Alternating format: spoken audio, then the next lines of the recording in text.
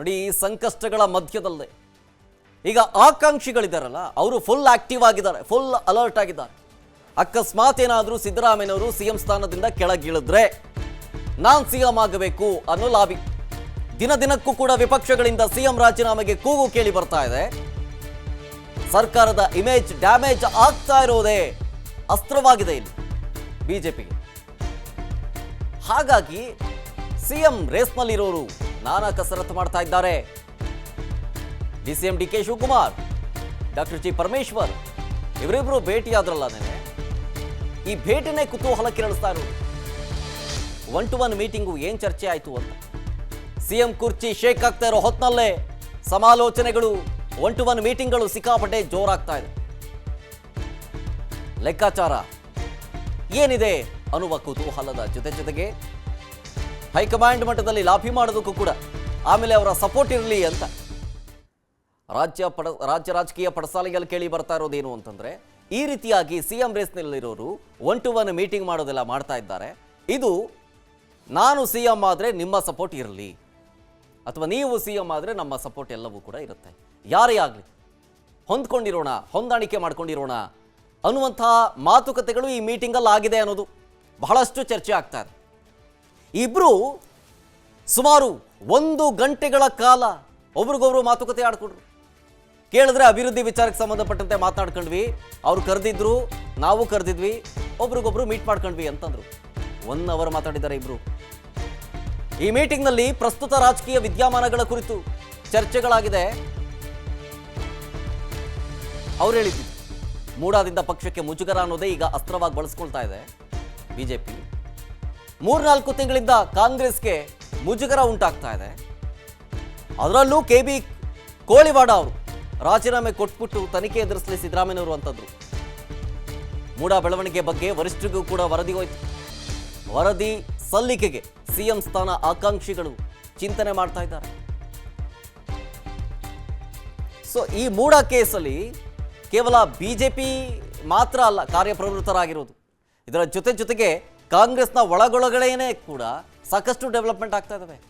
1-to-1 meeting ಮಾಡೋದು, next ಏನು ಅನ್ನೋದು, ಹೈಕಮಾಂಡ್ಗೆ ವರದಿ ಕೊಡೋ ವಿಚಾರಕ್ಕೆ ಸಂಬಂಧಪಟ್ಟಂತೆ ಆಗ್ತಾ ಇದ್ದಾವೆ. ನೋಡಿ, ಸಿಎಂ ಸಿದ್ದರಾಮಯ್ಯನವರ ಬೆನ್ನಿಗೆ ಹೈಕಮಾಂಡ್ ಈಗಾಗಲೇ ನಿಂತಿದೆ, ಅನೌನ್ಸ್ ಆಗಿದೆ, ನಾವು ನಿಮ್ಮ ಬೆನ್ನಿಗಿರ್ತೀವಿ ಅಂತ. ಆದರೆ ವರಿಷ್ಠರು ಮನಸ್ಸು ಮಾಡದೆ ಯಾವ ಬದಲಾವಣೆ ಆಗೋದಿಲ್ಲ. FIR ಬಳಿಕ ಪಕ್ಷಕ್ಕೆ ಆಗಿರುವ ಡ್ಯಾಮೇಜ್ ಬಗ್ಗೆ ವರದಿ ಕೊಡೋಕೆ, ವಾಸ್ತವಾಂಶ ಏನಿದೆ ಅನ್ನೋದನ್ನ ತಿಳಿಸೋದಕ್ಕೆ ಚಿಂತನೆ ಮಾಡಲಾಗ್ತಾ ಇದೆ. ಸಿಎಂ ಮನವೊಲಿಸಿ ಪಕ್ಷಕ್ಕಾಗ್ತಿರುವಂತಹ ಮುಜುಗರವನ್ನ ತಪ್ಪಿಸಿ ಮುಖ್ಯಮಂತ್ರಿ ಕುರ್ಚಿ ಮೇಲೆ ಕಣ್ಣಿಟ್ಟು ನಾನಾ ರೀತಿಯ ಕಸರತ್ತನ್ನ ಮಾಡಲಾಗ್ತಾ ಇದೆ ಇಲ್ಲಿ ಸಿಎಂ ರೇಸ್ನಲ್ಲಿರುವ ಆಕಾಂಕ್ಷಿಗಳು. ಚೆಸ್ ಗೇಮ್, ರಾಜಕೀಯದ ಚದುರಂಗದಾಟದಲ್ಲಿ DCM D K Shivakumar, home minister doctor G Parameshwar. 1-to-1 meeting, ಹಲವು ಚರ್ಚೆ, ಹಲವು ಪ್ರಶ್ನೆಗಳು. ಸಿಎಂ ರೇಸ್ನಲ್ಲಿರೋರು ಯಾರ್ಯಾರು ನೋಡ್ತಾ ಇದ್ದೀರಿ? ಸಚಿವ MB ಪಾಟೀಲ್, ಹಿರಿಯ ನಾಯಕರು, ಮಾಜಿ ಸಚಿವ RV ದೇಶಪಾಂಡೆ, ಇವರು ಕೂಡ ಸಿಎಂ ರೇಸ್ನಲ್ಲಿದ್ದಾರೆ. ಡಿಸಿಎಂ ಡಿ ಕೆ ಶಿವಕುಮಾರ್, ಇವರು ಸಿಎಂ ರೇಸ್ನಲ್ಲಿರೋ ಮೊದಲಿಗರು. ಆಮೇಲೆ home minister doctor G Parameshwar, ಇವರೆಲ್ಲರೂ ಕೂಡ ಸಿಎಂ ರೇಸ್ನಲ್ಲಿ ಇರೋರು. ಸೊ ಹಾಗಾಗಿ ಕಾಂಗ್ರೆಸ್ನ ಡೆವಲಪ್ಮೆಂಟ್ಗಳು ಹಿಂಗಿರುತ್ತೆ ಅನ್ನೋ ಕುತೂಹಲ. ಇನ್ನಷ್ಟು ಡೀಟೇಲ್ಸ್ ಕೊಡ್ತಾರೆ ನಮ್ಮ ಪ್ರತಿನಿಧಿ ಹನುಮಂತು, ನೇರ ಸಂಪರ್ಕದಲ್ಲಿ ಜಾಯ್ನ್ ಆಗ್ತಿದ್ದಾರೆ. ಹನುಮಂತು, ಬಿಜೆಪಿ ಒಂದ್ ಕಡೆ ಸಿದ್ದರಾಮಯ್ಯನವರು ರಾಜೀನಾಮೆ ಕೊಡಬೇಕು ಅನ್ನುವಂತಹ ಆಗ್ರಹ ಕೇಳಿ ಬರ್ತಾ ಇದ್ರೆ, ಮತ್ತೊಂದು ಕಡೆಗಳಲ್ಲಿ ಕಾಂಗ್ರೆಸ್ ಒಳಗೊಳಗೆ 1-to-1 ಮೀಟಿಂಗ್ ಮಾಡೋದೇನು, ಚರ್ಚೆ ಮಾಡೋದೇನು, ಏನಾಗ್ತಾ ಇದೆ ಈ 1-to-1 ಮೀಟಿಂಗ್ನಲ್ಲಿ ಕಾಂಗ್ರೆಸ್ ಒಳಗಡೆ ಯಾವ ರೀತಿ ಪ್ಲಾನ್ ಆಗ್ತಾ ಇದೆ ಅಂತೇಳಿ ಹನುಮಂತು? ಸಂಪರ್ಕ ಸಾಧ್ಯ ಆಗ್ತಾ ಇಲ್ಲ, ಮತ್ತೊಮ್ಮೆ ಟ್ರೈ ಮಾಡೋಣ. ಬಟ್ ಓವರ್ ಆಲ್ ಆಗಿ ಹೇಳಬೇಕು ಅಂತಂತಂದರೆ ಬಿಜೆಪಿ ಒಳಗಡೆ ನಾನಾ ರೀತಿಯ ಲೆಕ್ಕಾಚಾರಗಳು, ನಾನಾ ರೀತಿಯ ಡೆವಲಪ್ಮೆಂಟ್ಗಳು ಆಗ್ತಾ ಇದ್ದಾವೆ.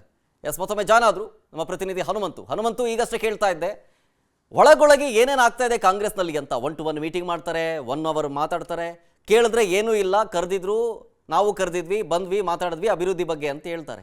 ಏನಾಗ್ತಾ ಇದೆ ಆಕ್ಚುಲ್ ಆಗಿ ಕಾಂಗ್ರೆಸ್ ಒಳಗೆ ಅಂತ?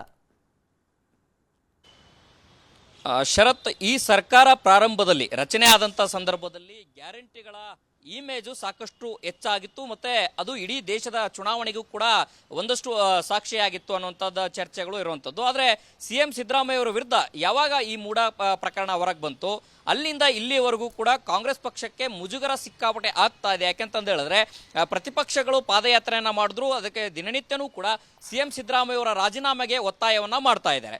ಇದೀಗ ಇದೇ ಅಸ್ತ್ರವನ್ನ ಅಂದ್ರೆ ಪ್ರತಿಪಕ್ಷಗಳು ಯಾವ ರೀತಿ ಸರ್ಕಾರದ ಇಮೇಜ್ ಅನ್ನ ಡ್ಯಾಮೇಜ್ ಮಾಡ್ತಾ ಇದಾವೋ ಅದೇ ಒಂದು ಪ್ರಮುಖವಾದ ಅಸ್ತ್ರವನ್ನ ಬಳಸಿಕೊಂಡು CM ಸ್ಥಾನದ ಆಕಾಂಕ್ಷಿಗಳು ಹೈಕಮಾಂಡ್ಗೂ ಕೂಡ ವರದಿಯನ್ನ ಸಲ್ಲಿಸಲಿಕ್ಕೆ ಒಂದಷ್ಟು ಲೆಕ್ಕಾಚಾರಗಳು ಮಾಡ್ತಾ ಇರುವಂತದ್ದು. ಯಾಕೆಂತಂದು ಹೇಳಿದ್ರೆ CM ಗಾದಿ ಫೈಟ್ಗಾಗಿ ಸಾಕಷ್ಟು ಜನ ಜಟಾಪಟಿಯನ್ನ ನಡೆಸಿದ್ರು.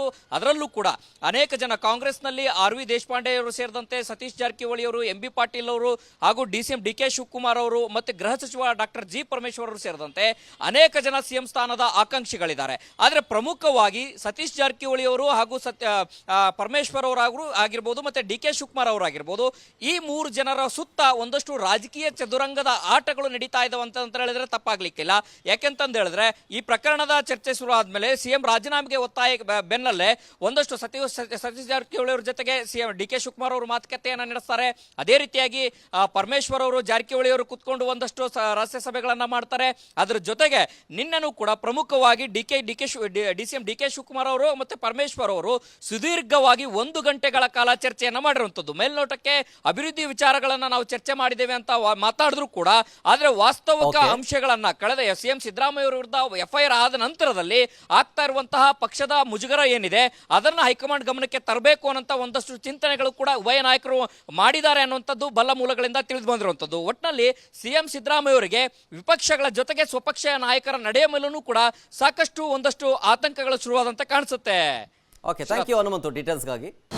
ಅನುಕ್ಷಣದ ಸುದ್ದಿಗಳಿಗಾಗಿ Vistara news YouTube channel subscribe ಮಾಡಿ. ಹೊಸ ಸುದ್ದಿಗಳ ನೋಟಿಫಿಕೇಶನ್ಗಾಗಿ ಬೆಲ್ ಐಕಾನ್ ಕ್ಲಿಕ್ ಮಾಡಿ.